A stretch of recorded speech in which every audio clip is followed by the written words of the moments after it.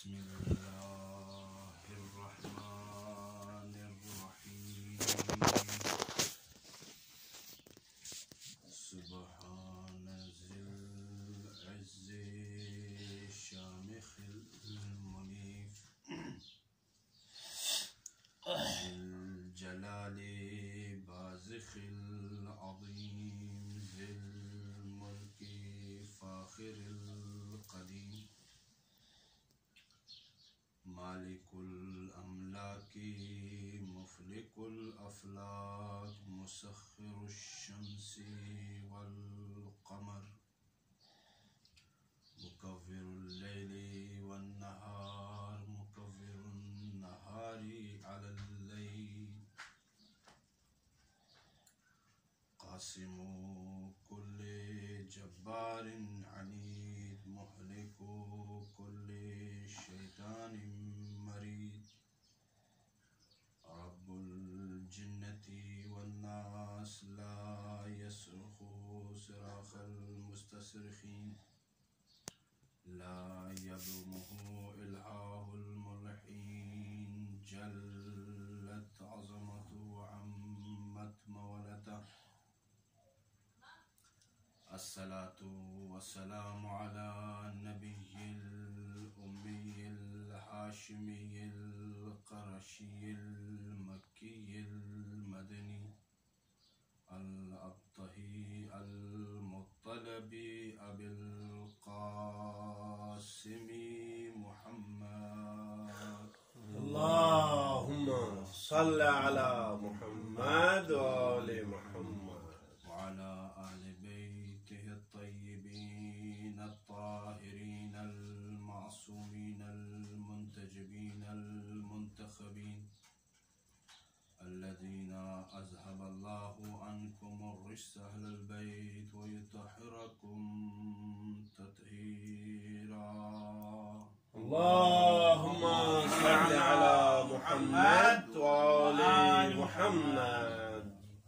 أما بعد قال الله سبحانه وتعالى في كلامه المجيد وفرقانه الحميد وقوله الحق بسم الله الرحمن الرحيم يا يحيى خذ الكتاب بقوة وآتيناه الكتاب صبيا وآتيناه الحكم صبيا اللهم صل على محمد وآل محمد. سامعین ذی وقار، ارباب دانش و اہل علم حضرات، آج کی اس پرمسرت خوشی کے دن یوم مولود برکہ مبارکہ عظیم الاشیاء جس کو ایک معصوم امام نے قرار دیا ہے، اس عظیم جشن کے مناسبت سے آپ ولایان ائمہ معصومین خصوصاً ولائے امام جواد کے حضور اور تمام مومنین مومنات مسلمین و مسلمات بالاخص منجی بشر امام زمانے کے حضور ہدیہ تبریک پیش کرتا ہوں۔ اعزان گرامی قدر، کافی عرصہ ہو چکا ہے، اس تمرین میں بھی دوسرے حوالے سے بھی کافی گیپ آئے ہیں اس تسلسل میں، تو تمرین کا مقصد ایک مقصد کو حاصل کرنا، خطابت کو سیکھنا، تو اس کے لیے اہم بنیادی چیز جو ہے تسلسل ہے، جس کی وجہ سے انسان حفظ میں بھی دوسرے چیزوں میں بھی کافی پیچھے رہ جاتا ہے، اس کے تسلسل کے ٹوٹنے کی وجہ سے۔ تو میں نے آپ کے سامنے سورہ مریم 11واں سورہ 12ویں آیت کی تلاوت کا شرف حاصل کیا۔ جب ہم قرآن پڑھتے ہیں اول سے لے کر آخر تک تو اس میں بہت سارے قصائص پڑھنے کو ملتے ہیں۔ تو تو جو اسلوب قرآن کا اس بیان قصص میں اسلوب ہوتا ہے وہ اسلوب عام اسلوب سے مختلف ہے. عام اسلوب یہ ہوتا ہے کہ وہ اپنے خیالات کا اظہار کرتے ہیں. تو قصص خیالات کی عکاسی یا اس کی حکایت کرنے کا نام ہے. تصورات، خیالات، ادراکات کو مباشرتاً ایک شکل میں پیش کرنے کا نام ہے قصص. تو قرآن جو ہے ہمیں یہ جو قصائص بیان کرتے ہیں تو اس میں اس کا اسلوب جو ہے ہمیں ایک پیغام دینا ہوتا ہے کہ انسان ان قصائص سے تم غور و فکر کر کے اس سے عبرت لے کر اپنی انسانیت کے اس بلند مقام پر پہنچو. اس میں اللہ کا یہ ارادہ ہوتا ہے کہ یہ انسان اپنے انسانیت کے مقام پر آئے. اب ہمیں یہ دیکھنا ہے کہ یہ جو قصہ یحییٰ ہے مختصر آیت ہے، اگرچہ یہ پوری آیت طلب تفسیر ہے لیکن دو لفظ کا توجہ چاہتا ہوں، توجہ کا طالب ہوں. آتیناہو اور سبیہ، اس سے مراد کیا ہے؟ آتیناہو سلمنا و الہمنا، کیا یہ معنی رکھتا ہے؟ سبیہ سے کیا مراد ہے؟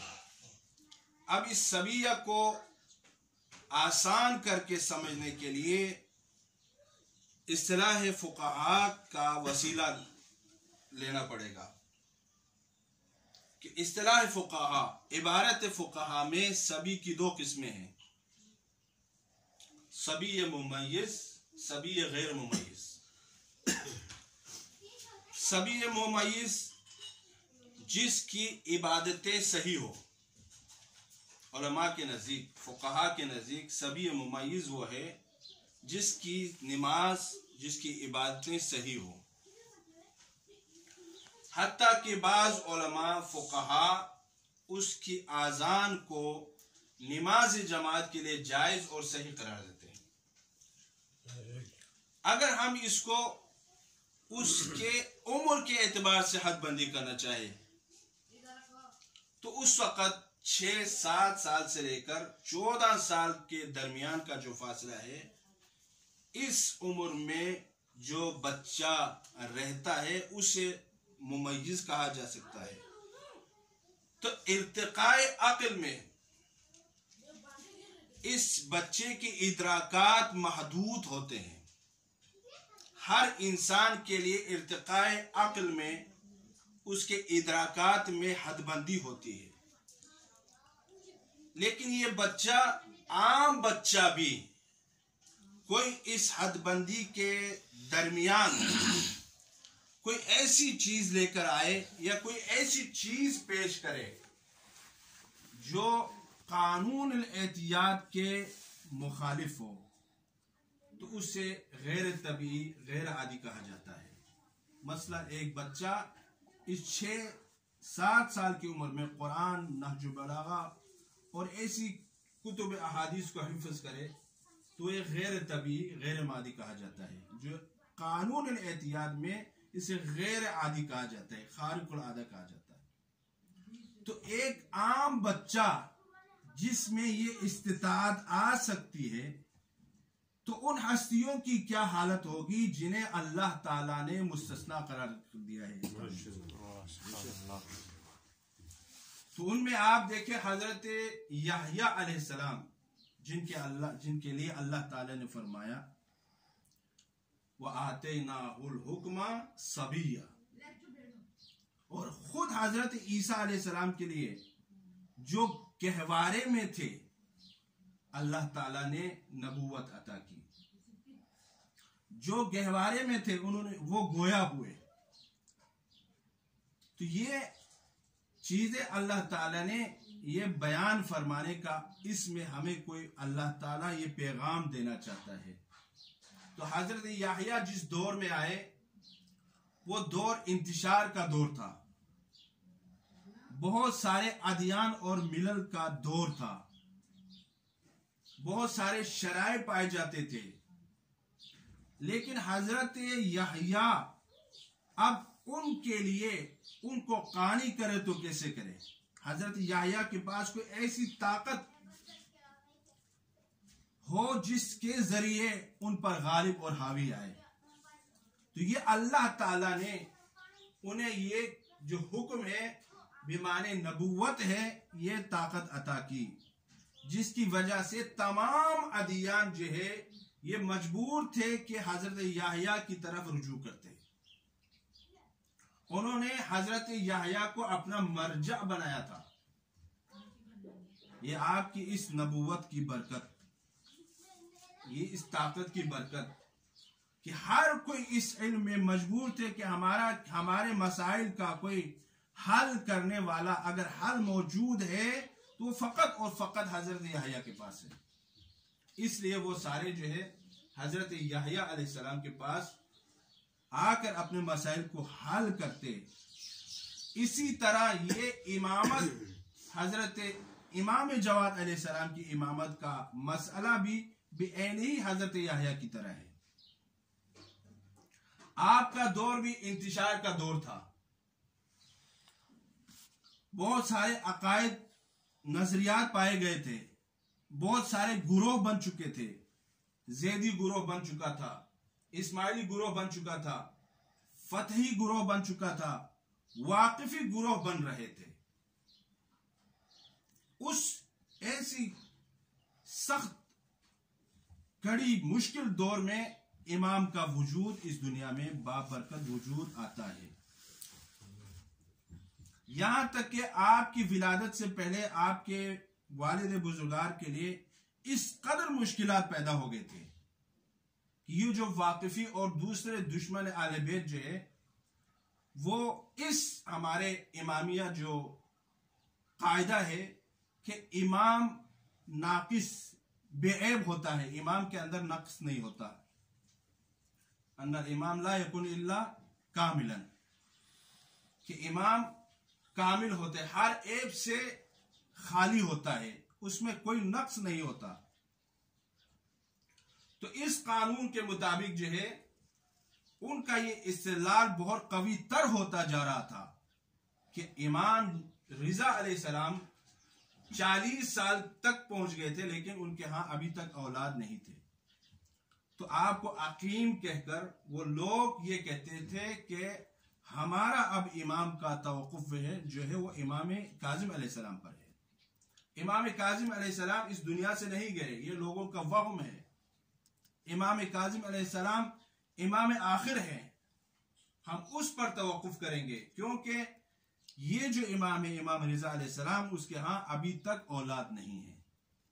تو اس طرح جو بہت زیادہ سخت اور معرفت رکھنے والے معتقد شیعہ حضرات بھی منحرف ہونے کو قریب تھے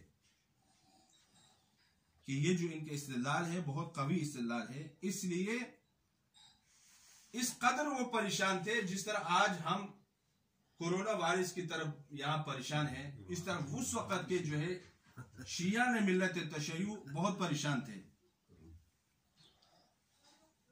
اسی طرح جس طرح آج کل ہمارے میڈیا جو ہے سلبیات کو زیادہ آگے لاتے ہیں، جو حقیقت ہے اس کو پیش نہیں کرتے، اس وقت بھی اس وقت کے میڈیا جو ہے امام علیہ السلام کے اس چیز کو آگے لاتے تھے اور امام علیہ السلام کی اس پیشن گوئی کو سامنے نہیں لاتے جو امام خود فرماتے تھے کہ جب تک میرا بیٹا محمد جواد جو ہے اس دنیا میں نہیں آئے گا میری موت واقع نہیں ہوگی.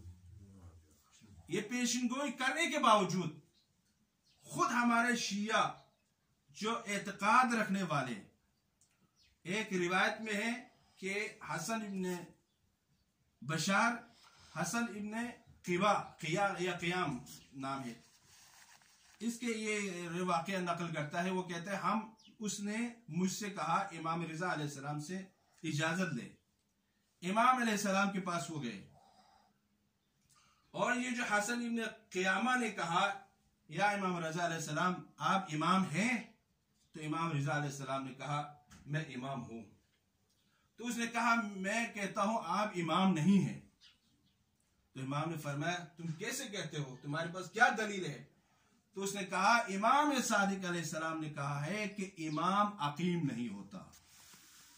تو اس وقت امام نے فرمایا تم اس میں جلد بازی کر رہے ہو. یہاں تک کہ امام کو وہ شعر پڑھنا پڑا جو بنی تمیم کے لیے تھا کہ بنی تمیم جو ہے ان کے ہاں بیٹا نہیں ہوا، ان کے ہاں اولاد نہیں ہوئی، کہ آخر میں انہیں اولاد ہوئی. تم انتظار کرو کہ تم عنقریب جو ہے میرے ہاں تم اولاد دیکھو گے. اور اللہ تعالیٰ کے ہاں اللہ امام نے اپنے ہاتھ کو بلند فرمایا، ان کی درگاہ میں دعا کی پروردگارہ اب یہ جو ہے مرے اس مسئلے کو حل فرما. تو یہ جو حسن ابن قیبہ جو وغیرہ تھے ان کے جانے کے بعد چند ایام میں شیعہ نے ملت تشیع جس چیز کے انتظار میں تھے، امام علیہ السلام جس پریشانی میں تھے، اور امام علیہ السلام نے یہ فقط اس مولود کو شیعہ دو روایت ہے. ایک روایت میں ہے ان ھذا المولود لم یولد اعظم برکتا علی شیعتنا منہ، ایک میں ہے علی الاسلام منہ. تو یہ اس ولادت کو، اس مولود کو امام رضا علیہ السلام نے فرمایا کہ شیعوں کے لیے سب سے بڑا عظیم برکت ہے کہ جب اس کا انتظار تھا امام یہ دعا کی کہ وہ وقت آ جاتا ہے کہ اس امام کا وہ مولود جو ہے ایک روایت کے مطابق جو ہے 10 یا 15 رمضان کو، جو مشہور روایت ہے 10 رجب 195 ہجری کو اس دنیا میں موجود پاتے ہیں.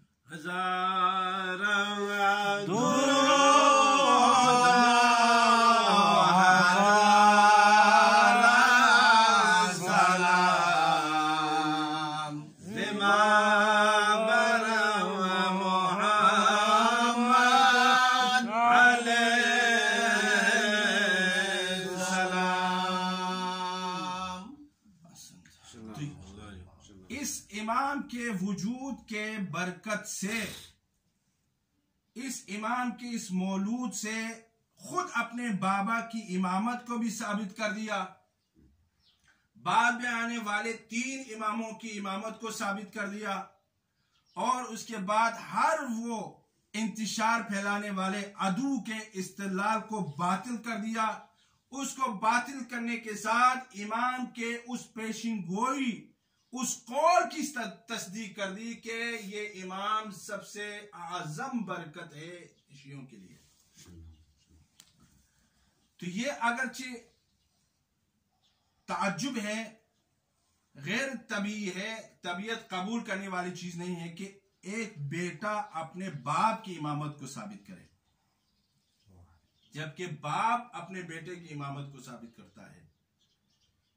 اور یہ نسبت دینا کہ جو ہے یہ تمام مولود ائمہ علیہ السلام کے مولود سے یہ مولود جو ہے اعظم برکہ ہونا، اگرچہ علماء نے اسے توجیہ بیان کی ہے کہ ایک امام کی دوسرے امام کی طرف قیاس نہیں کیا جاتا، لیکن ان کے حیات زندگی میں آنے والے ملوک، بادشاہتیں، سلطان، ان کی وجہ سے ان کی زندگی کا یہ قیاس کیا جاتا ہے کہ کس اعتبار سے جو ہے ہمارے لیے بابرکت ہے. تو یہ امام وہ عظیم بابرکت امام تھے جس نے آنے والے امام علیہ السلام کے لیے جو مشاکل آنے تھے، صغر سنی میں جو ہے امام ہوتا ہے یا نہیں، اس چیز کو بھی جو ہے انہوں نے اس امام کی برکت سے ختم کر دیا. اور یہ امام طلق لسان اس قدر جو ہے حاضر جواب تھے. آپ جانتے ہیں کہ ان کے بہت سارے واقعات، مناظرات موجود ہیں. تو یہ جو مامون تھا امام رضا علیہ السلام کے بعد، یہ جانتا تھا کہ یہ ہی گھرانہ ہے جن کے گھر سے علم کی خیرات ملتی ہے. اس لیے اس مامون نے امام جواد علیہ السلام کو اس بچپنے میں اپنے رقاب میں، تحت رقاب میں رکھنے کے لیے اس نے امام کو مدینہ سے طلب کیا. امام کی حیات زندگی ولادت کے بعد شاید 11-12 سال تک پہنچے تھے. تو یہاں خود جو ہے مامون کے شخصیت کے اعتبار سے علماء بیان کرتے ہیں، کوئی علماء یہ نظر رکھتا ہے کہ یہ اس کی سیاست تھی کہ یہ چاہتا تھا کہ امام بچپنے سے جو ہے اس کی تربیت میں رہے تو یہ اپنے لیے مشکلات کھڑے نہ کر سکے، تاکہ اس کے خود جو ہے تحت رقاب میں رہے، اس لیے امام کو بلایا گیا۔ بعض ہمارے علماء امامیہ کہتے ہیں نہیں، یہ مامون جو ہے وہ علم پرست تھا، علم دوست تھا اور اہل بیت کی طرف مائل تھا، محبت رکھتا تھا۔ بعض نے حد سے بڑھ کر یہ بھی کہا کہ مامون نے جو ہے امام کو شہید نہیں کیا، امام رضا علیہ السلام کو۔ بہرحال یہ رائے مشہور نہیں ہے۔ تو بعض جو ہے مشہور جو قول ہے، رائے ہے، وہ یہ کہتے ہیں کہ یہ علم دوست تھا، جیسے کہ ہم دیکھتے آ رہے ہیں کہ ان شجر خبیثہ میں بعض کچھ ایک دو دانہ جو ہے اچھے بھی نکلے ہیں۔ آپ تاریخ میں اگر مطالعہ کریں تو نظر آتا ہے، جیسے محمد بن ابی بکر ہے، اور اسی طرح وہ جو خلیفہ عباسی عبد الملک تھا جس نے فدق کو واپس کیا تھا، اسی طرح بہت سارے تاریخ میں کچھ ایسے لوگ آئے ہیں ان کے شجر خبیثہ سے جو ائمہ علیہ السلام کے علم پر تعجب کرتے ہوئے ان کے طرف جو ہے مائل تھے، ان کے طرف جو ہے محبت رکھتے ہیں، لیکن بعد میں اپنے ہوا و ہوس پر غلبہ نہ کر سکا، جس میں وہ پھنس کر جو ہے امام کو شہید کرنے، یہ اپنی جگہ ہے۔ اور اسی طرح آپ یہ یہودی عرب کے، سعودی عرب کے بادشاہتوں میں دیکھیں، شاہ فیصل جو ہے وہ بھی جو ہے کچھ اعتبار سے جو ہے شیعہ ملت تشیع کی طرف مائل تھے، جس نے حضرت آیت اللہ محسن حکیم کو وہاں نماز پڑھنے کا جو ہے شرف دیا، اور حضرت آیت اللہ شرف الدین جو ہے ہمارے اس خانہ کعبہ میں جو ہے امام کے علماء میں سے ہوتے ہوئے جو ہے مکہ میں انہوں نے یہ اجازت دی اور وہاں نماز پڑھائی، یہ ان کی تاریخ میں ہے۔ تو اسی طرح شاید ممکن ہے کہ یہ اس طرح مائل ہو، لیکن اس کے ہوا و ہوس خواہشات کی وجہ سے جب وہ اپنے اس پر وہ کنٹرول نہ کر سکے تو امام کو جو ہے شہادت پر اس نے شہادت دی ہو۔ تو یہ اس طرح کے علماء کا نظریہ ہے، لیکن بعض کہتے نہیں، اس کی ہر چیز سیاست تھی، اور جو سیاست اس نے امام رضا علیہ السلام کے ساتھ کیا تھا وہی جو ہے امام جواد علیہ السلام کے ساتھ کرنا چاہتا تھا۔ اب اس نے جب امام جواد علیہ السلام کو مدینہ سے بلایا، امام جواد علیہ السلام وہاں بغداد پہنچے ہوئے تھے، تو اسے نہیں پتا تھا کہ ابھی جو ہے امام یہاں پہنچے ہیں۔ تو ایک راستے میں جب بچے کھیل رہے تھے تو امام کا گزر، وہ مامون کا گزر وہاں سے ہوتا ہے، تو اس نے جب دیکھا کہ بچوں نے اس کی سواری کو گزرتے ہوئے دیکھا تو بچے بھاگ گئے، اور امام علیہ السلام شان و عظمت کے ساتھ وہاں کھڑے رہے۔ اس نے تعجب کیا، اپنی سواری کو امام کے قریب لا کر اس سے پوچھا، یہ سارے بچے بھاگ گئے لیکن تو کیوں نہیں بھاگا؟ شاید امام نے یہ بھی کہا ہو، میں فراریوں میں سے نہیں ہوں، میں کرار کا بیٹا ہوں، اس لیے میں نہیں بھاگا، میں بھاگنے والوں میں سے نہیں ہوں بلکہ بھگانے والوں میں سے ہوں۔ ماشاءاللہ۔ تو اس وقت اس نے پوچھا کہ تو بھاگا کیوں نہیں؟ تو امام نے جواب فرمایا کہ راستہ تنگ نہیں تھا کہ جس سے تمہاری سواری گزر نہ سکتی ہو، اور میں نے کوئی ایسا قصور نہیں کیا تھا کہ جس کی تو مجھے سزا دے، اور تو مجھے تجھ سے یہ بھی اس وقت جو ہے یہ امید نہیں کہ تو میرے اوپر ظلم کرے گا۔ تو اس نے تعجب کرتے ہوئے امام سے کہا، عرض کیا کہ تو اپنا تعارف کر۔ تو امام نے فرمایا کہ میں علی ابن موسیٰ رضا علیہ السلام کا بیٹا ہوں۔ اس نے کہا ہاں، یہ واقعاً کوئی بچہ ہو، ایسا ہو سکتا ہے تو اسی گھرانے کا ہو سکتا ہے۔ اب وہ چلا آگے، جانے کے بعد یہ واقعہ مشہور ہے، آپ سب جانتے ہیں۔ مختصراً دریا کی طرف گیا، شکار کر کے اس مچھلی کو جو ہے اپنے انگوٹھی میں مٹھی میں بند کر کے واپس اسی راستے سے واپس آیا اور امام کے پاس پہنچا، اور دیکھا امام وہی جگہ کھڑے ہیں، تو امام سے اس نے سوال کیا تم بتا میری مٹھی میں کیا ہے؟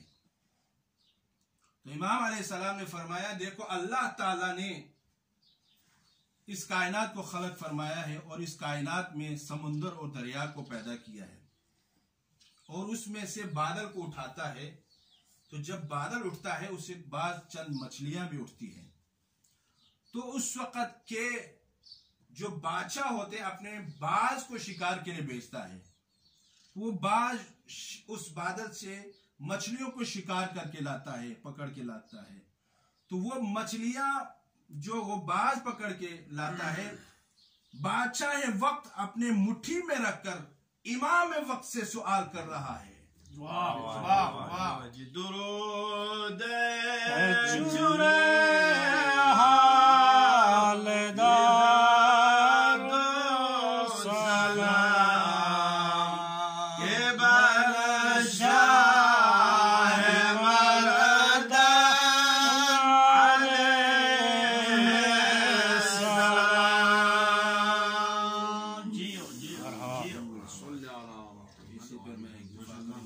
باقی واقعات آپ سب بہتر جانتے ہیں. اس کے بعد جو ہے مامون کا